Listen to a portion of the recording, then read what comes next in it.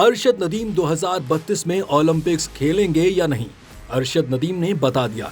Media से गुफ्तगू के दौरान फखरे पाकिस्तान अरशद नदीम का कहना था कि अगला हदफ जेवलिन थ्रो का वर्ल्ड रिकॉर्ड तोड़ना है। अगला ओलंपिक्स 4 साल बाद है। इससे कबल और इवेंट्स में भी हिस्सा लेना है। गोल्ड मेडलिस्ट ने बताया कि मैं ओलंपिक्स से कबल इंजरी में मुब्तला था। 2012 से सिर्फ मेहनत की, जिसका फल मुझे मिला है। जेवलिन के इवेंट के लिए आपको मुकम्मल फिट होने की जरूरत होती है। उन्होंने कहा कि 1.5-2 माह आराम के बाद फिर वर्ल्ड कप एथलेटिक्स चैंपियनशिप की तैयारी शुरू करूंगा। अगर फिट रहा तो 2032 ओलंपिक्स खेलूंगा और उसमें भी मेडल हदफ होगा। गोल्ड मेडलिस्ट का कहना था कि लंबी थ्रो में फिटनेस और तकनीक का किरदार होता है।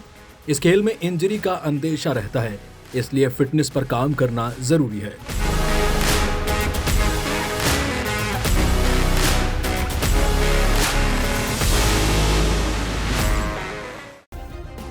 सब्सक्राइब करें और बेल दबाएं ताकि कोई खबर रह न जाए।